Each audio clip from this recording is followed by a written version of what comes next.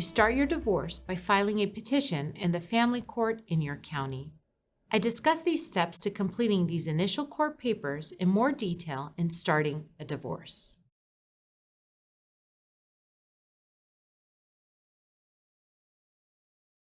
In your petition, you'll select how you'll terminate your marriage. In California, there are 3 ways: an annulment, dissolution of marriage, or a legal separation. Annulments are strictly reserved for marriages that fall under legally accepted reasons such as incest, bigamy, or underage marriage. Religious reasons do not qualify. A dissolution of marriage, or as we know it, divorce, is the most common way. There are 2 legal grounds for divorce: irreconcilable differences and permanent legal incapacity to make decisions. Irreconcilable differences is the most common ground and probably applies to 99% of all cases. The third way to end your marriage is a legal separation. Legal separation requires a court filing and has the same steps as a divorce. But unlike a divorce, you will still be married when you finish. You do not need to file a legal separation before you file for divorce, and you're not considered legally separated if you live separately from your spouse. If you are filing for a legal separation, follow the same process as a divorce.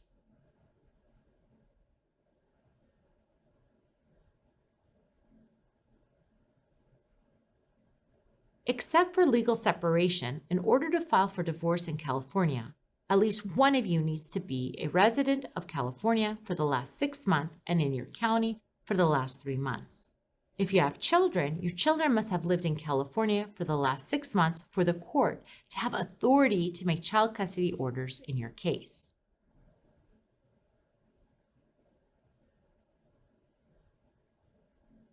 The second step is to disclose all financial information to your spouse. Part of that disclosure will be completing the declaration of disclosure and exchanging them with your spouse at the start of your case and then again at the end, unless an exception applies.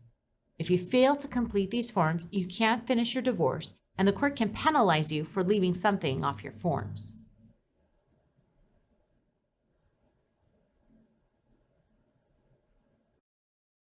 After you've completed at least your first set of disclosures, the third step is to resolve your divorce issues: division of assets and debts, child custody, and child and spousal support. Your best option here is to negotiate an agreement with your spouse instead of going to court.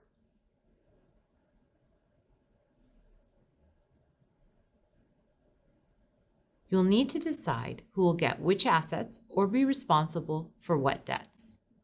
Assets and debts that you had prior to marriage or after you separate, or any gifts or inheritance, no matter when received, is separate property and goes 100% to the spouse. All other assets received or debts incurred during the marriage are community property and is divided between the spouses equally. The property laws do get more complicated, but the important rule to remember is your separate property belongs to you and the community property is shared equally. And although there are many laws about property division, you can agree with your spouse to divide the assets and debts in any manner you like. If you go to court, the court will divide the assets and debts according to these property laws. I'll go over these rules as well as the options for division of assets in more detail in the course, Dividing Property and Debts.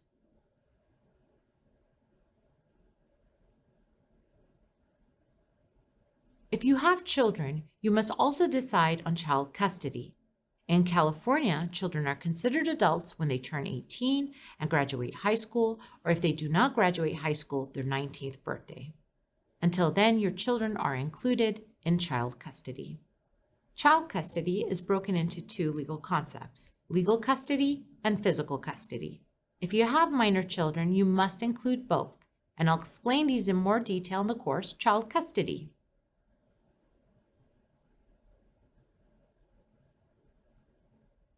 You'll also need to negotiate child support. If you have minor children, California does require that the guideline child support be paid in every case, unless an exception applies.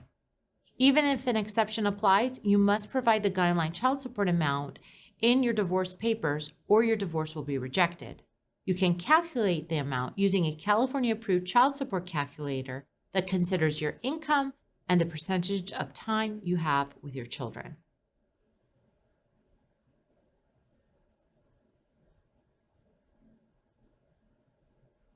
All cases must also address spousal support. Spousal support, also called alimony, is a payment to provide financial support from the higher earning spouse to the other spouse.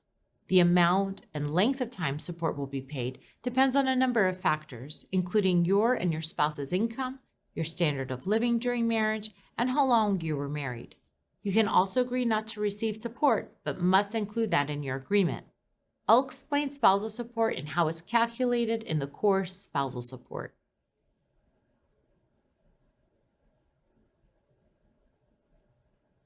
Once you've successfully negotiated an agreement, you're ready to submit your agreement to the court to obtain a divorce judgment, the last step. But if your spouse has refused to participate, instead of an agreement, you'll be submitting a proposed order. At this point, if you haven't reached an agreement, you have the option to proceed to trial to resolve those issues. Based on the evidence you present, the judge will decide the unresolved issues, and those decisions will become your divorce judgment. I'll explain these differences and how to submit your agreement in Final Agreements.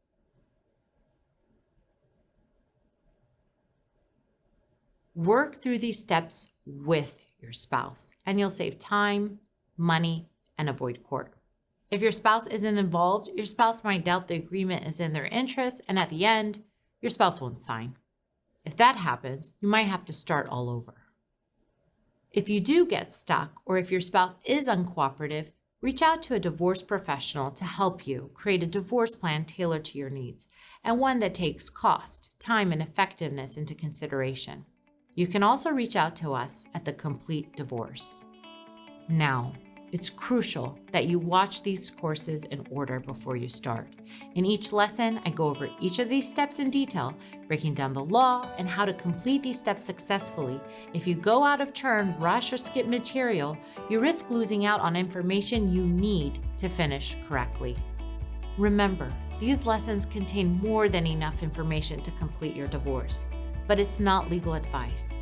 I also can't go into every legal scenario or exception in these lessons.